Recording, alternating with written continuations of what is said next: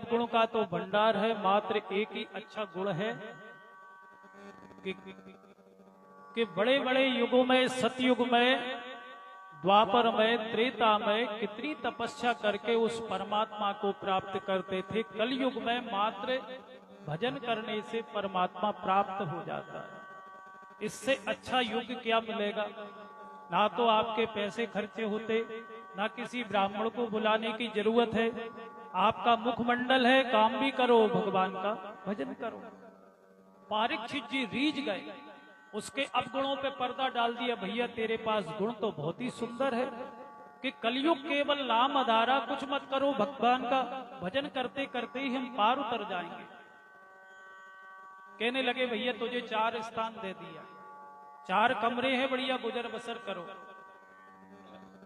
कलयुग को परीक्षित जी 4 कमरे दे रहे हैं, आप भी समझिए वो कमरे कौन से हैं। दूतम पानम, जहां जुआ खेला जाता हो। दूतम पानम, जहां पर मदिरा का सेवन होता हो। स्त्री शूनम, जहां स्त्री को पीटा जाए, मारा जाए, हिंसा। इस प्रकार की जब बात सुनी, कहने लगे महाराज जय हो, जैसी हमारी सूरत और वैसे ही आपने हमें कमरे दे दिए।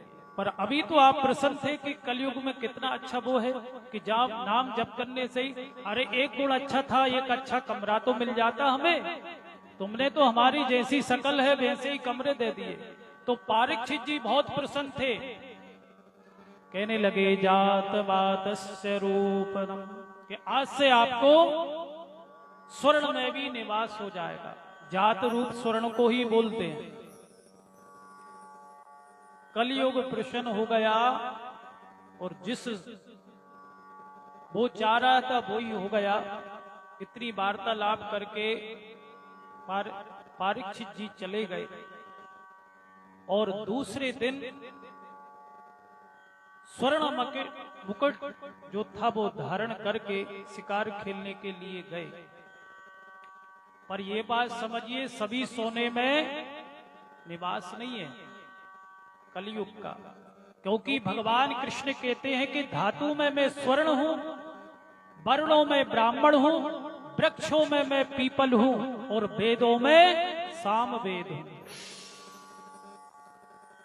अगर कलयुग का निवास है तो फिर भगवान क्यों कहते हैं कि धातु में मैं स्वर्ण हूं? फिर क्या दोष है? कहने लगे मेहनत से कमाया हुआ। कहने लगे भगवान मेहनत से 2 वक्त की रोटी आदमी भोजन कर सकता है, सोना चांदी नहीं खरीद सकता। फिर और थोड़ा संशोधन करो। क्या संशोधन करें? फिर भगवान ने कह दी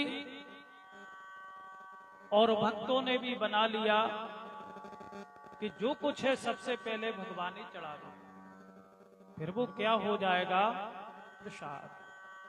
तुम ही निवेदित भोजन करही, तुम ही निवेदित भोजन करही, तुम ही निवेदित भोजन करही, तुम ही निवेदित भोजन करही।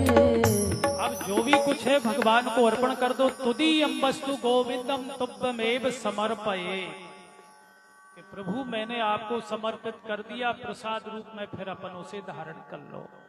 वस्त्र भूषण है, स्वर्ण है, जो भी है, तो उसमें जो दोष था वो दोष खत्म हो जाएगा। तुम ही निवेदित भोजन करही।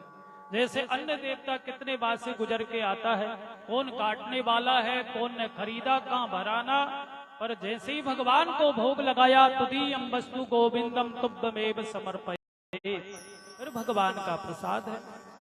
जैसे ही तुलसी पत्र रख करके भगवान का भोग लगा, उसी भोग को जब घर वाले पाते हैं तो बुद्धि भी शुद्ध रहती है। पर भोग तो तब लगेगा जब वैसी चीज थाली में हो। ऐसी चीज मत खाओ जिससे भगवान को बुलाने में डर लगे। तुलसी पत्ता उसमें ना रख सके, क्योंकि भोग तो तभी लगेगा जब भगवान का भोज होगा। अब भक्ष्य चीजों को थोड़ी आपकी हिम्मत नहीं है भगवान को बुलाने की उस जगह पे।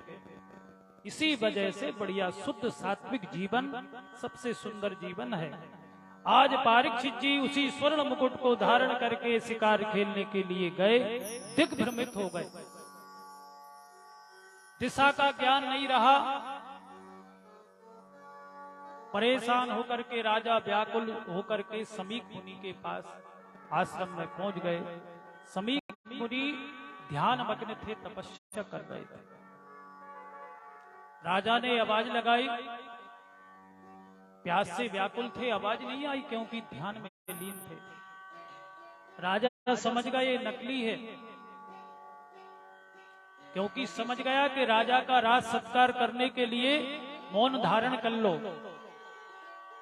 तो राजा ने एक मरा हुआ सर्प था अपने बाण से उठा करके समीक मुनि के गले में मरा हुआ सर्प डाल दिया। यही गलती हो गई साधु को पहचानने में। 2 बार गलती हुई,